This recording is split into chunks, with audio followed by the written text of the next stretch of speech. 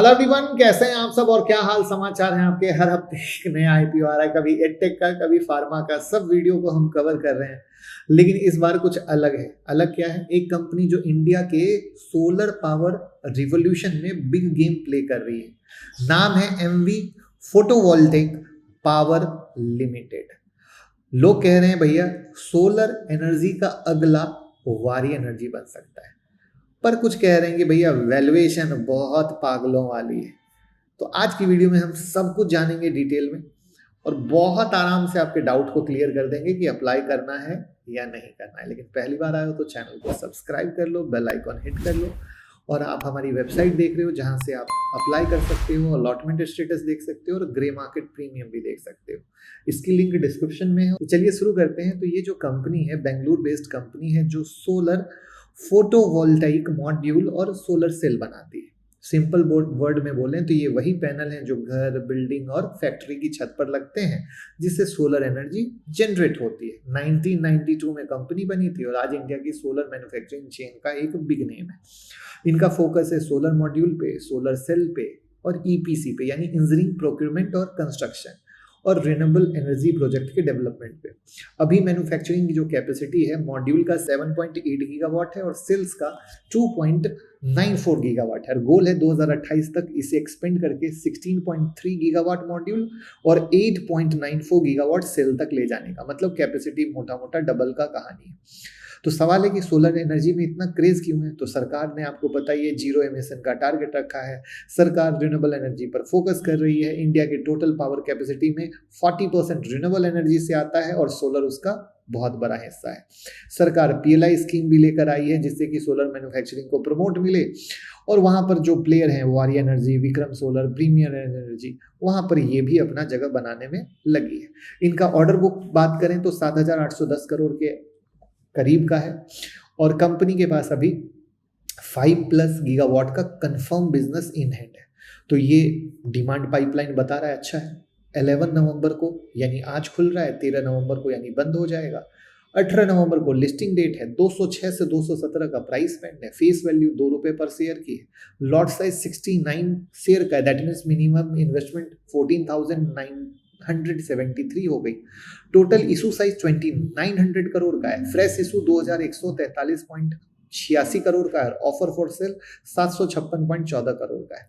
Listing NSC BSc दोनों पे होगी। ग्रे मार्केट प्रीमियम अभी 20-25 रुपए के करीब का है। यहाँ पर जो आईपीओ से पैसा आएगा वो डेट रीपेमेंट यानी कर्ज चुकाने में और कैपेसिटी बढ़ाने में यानी फैक्ट्री की प्रोडक्शन कैपेसिटी बढ़ाने में जाएगा। अब अगर हम फाइनेंशियल नंबर देखें तो आपको मजा आएगा देख के कि रेवेन्यू 2023 में 644 करोड़ का था, 2024 में 954 करोड़ और 2025 में 2360 करोड़। पेट पे आएंगे यानी प्रॉफिट आफ्टर टैक्स पे 2023 9 करोड़, 2024 28.9 करोड़, 2025 में 369 करोड़। अब आपको भी पता है कि जब सडनली आईपीओ के टाइम किसी भी कंपनी का रेवेन्यू और प्रॉफिट बुक्स में इतना तेज जंप दिखता है तो मेरे को डर लगने लगता है। ठीक है, वहां पर पिट मार्जिन भी देखोगे तो 1.45% से बढ़कर 15.8% हो चुका है। रेवेन्यू यानी 4x, प्रॉफिट अनाप शनाप x 50x दिख रहा है। ठीक है, कंपनी ने अपने ऑपरेटिंग कॉस्ट को कंट्रोल किया है। सब क्लियर है कि बहुत अच्छा दिख रहा है, बट बहुत अच्छा दिखने पे भी कभी कभी मुझे घबराहट होने लगती है। ये मेरे 20 साल का एक्सपीरियंस है। बाकी आपको भी पता है कि कितने आईपीओ आए हैं और किसकी हालत कितनी खराब है। कोई ना कोई किसी में फंसा पड़ा है।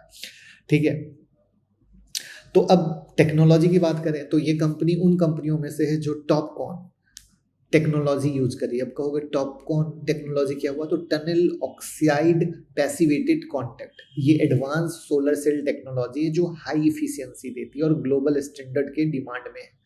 ठीक है, यहाँ पर टॉपकॉन सेल की इफिशियंसी 23% प्लस होती है, जबकि ट्रेडिशनल जो होती है ना उनकी 21% के पास है, तो यानी सुपीरियर कहलाई। ठीक है, अब जैसा कि मैंने ऑलरेडी फ्यूचर एक्सपेंशन का प्लान बता ही दिया था कि मॉड्यूल कैपेसिटी को बढ़ाएंगे, सेल कैपेसिटी को बढ़ाएंगे। ठीक है, और अगर ये बढ़ा लेते हैं तो 3-4 साल में इनका रेवेन्यू और भी बढ़ेगा, क्योंकि प्रोडक्शन बढ़ेगा तो माल बिकेगा, माल बिकेगा तो रेवेन्यू बढ़ेगा, रेवेन्यू बढ़ेगा तो प्रॉफिट बढ़ेगा। राइट, यहाँ पर कंपनी डोमेस्टिक के साथ एक्सपोर्ट भी प्लान कर रही है और यूरोप और मिडिल ईस्ट तक एक्सपेंशन का प्लान है। तो की स्ट्रेंथ आ गया कि इंटीग्रेटेड मैन्युफैक्चर है, मतलब सेल और मॉड्यूल दोनों बना रहे हैं। साथ में इनके पास एडवांस टॉपकॉन टेक्नोलॉजी है। ऑर्डर बुक 7800 करोड़ का है। कैपेसिटी एक्सपेंशन का प्लान चल रहा है। रिन्यूएबल सेक्टर में सरकार की पॉलिसी अच्छी है। आईपीओ में पैसा रेज करेंगे तो कर्ज चुकाएंगे तो बैलेंस शीट अच्छी हो जाएगी और पिट मार्जिन में तगड़ा जंप हुआ है। तो रिस्क क्या है? बड़े बड़े खिलाड़ी दिग्गज बैठे पड़े हैं, हाई कंपटीशन है, वारी से, विक्रम से, टाटा सोलर से। एग्जीक्यूशन का रिस्क है, क्योंकि जो इन्होंने कहा ना कि मैंने टारगेट रखा है 16 गीगावाट का, इन्होंने जो टारगेट रखा है ना 16 गीगावाट का, ये बहुत ही बड़ा टारगेट है। जैसे कहते हैं ना कंपनी, मैं हमेशा कहता हूँ आईपीओ में आता है तो कुछ भी कह दो, बढ़ा चढ़ा के कह दो, तो कुछ ऐसा लगता है, क्योंकि अगर डिले हो गया ना तो कॉस्ट बढ़ेगी और वो फिर रिजल्ट में दिखेगा। साथ में इनकी ऑर्डर बुक में ना कुछ बिग क्लाइंट है जिन पर हाई डिपेंडेंसी है। उसके बाद सिलिकॉन वेफर और रॉ मटेरियल इंपोर्ट होते हैं, तो ग्लोबल प्राइस बढ़ गए, ग्लोबल इशू आ गए तो मार्जिन पर प्रेशर दिखेगा। सरकार की पॉलिसी अभी मोहब्बत में चल रही है, जिस दिन सरकार की पॉलिसी का मोहब्बत हटेगा वहीं पर खेल खराब हो सकता है। अब आते हैं वैल्यूएशन पर। इनका जो वैल्यूएशन है वो 34.88x का है। अगर ग्रोथ कहीं भी स्लो हो गई ना दोस्तों, क्यों ग्रोथ स्लो क्यों बोला? क्योंकि 2023, 2024, 2025 दिखा तो बड़ा मजा आ गया, लेकिन अगर ग्रोथ स्लो गई तो धप देवर गिरेगा। तो यहाँ पर जब हम पीयर कंपैरिजन करते हैं जो आपके स्क्रीन पर दिख रहा है, तो वहां पर आप ये पाते हो कि कहीं ना कहीं पी सबसे लो है लेकिन मार्जिन सबसे हाई है।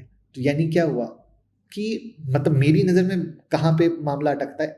नॉर्मल भाषा में अच्छा है कि वैल्यूएशन रिजनेबल है, फाइनेंशियल अच्छा, बट मेरी नज़र में क्या दिक्कत है, कोई चीज़ बहुत अच्छी सडन दिखे ना, मतलब आप रेगुलर दिखाओ कि 2023 में भी हम अच्छे हैं, 2024 में भी अच्छे हैं, 2025 में भी अच्छे हैं, तो डाइजेस्ट हो जाता है। बट सीधा 2023 से जंप मारते हो 10 सीढ़ी तो 2024 में आते हो, फिर 2024 से 2025 में आने के लिए 10 सीढ़ी नहीं जंप मारते हो, सीधा 100 सीढ़ी मारते हो, तो थोड़ा डर लगने लगता है दोस्तों। क्या करें, स्टॉक मार्केट है, ऐसा ही होता है। तो देखने में ग्रोथ स्टोरी लग रही है, रिन्यूएबल के साथ अलाइनमेंट है, फोकस लॉन्ग टर्म का सब कुछ अच्छा है, बट लिस्टिंग गेन जैसा दिख नहीं रहा है दोस्तों।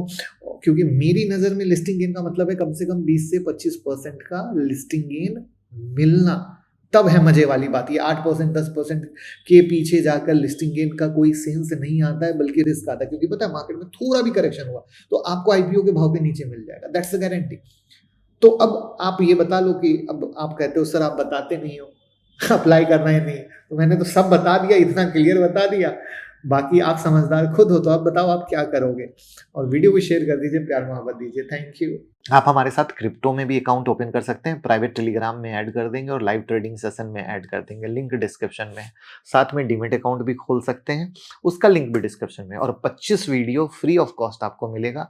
आप अगर हमारा मोबाइल ऐप डाउनलोड कर लेते हैं मुकुल अग्रवाल नाम से, एंड्रॉयड और iOS पर, जहां पर 25 video technical analysis, option trading, मतलब बहुत सारी चीज की है जो हमने आपको एज अ गिफ्ट दी है। तो आप ऐप जरूर डाउनलोड करें, बट बशर्ते थोड़ा सपोर्ट करें, प्यार दें, क्रिप्टो या डीमेट अकाउंट ओपन करके या म्यूचुअल फंड में इन्वेस्ट करके। सारे ऑप्शन है, एक ही फाइनेंशियल सॉल्यूशन सब जगह मिलेगा।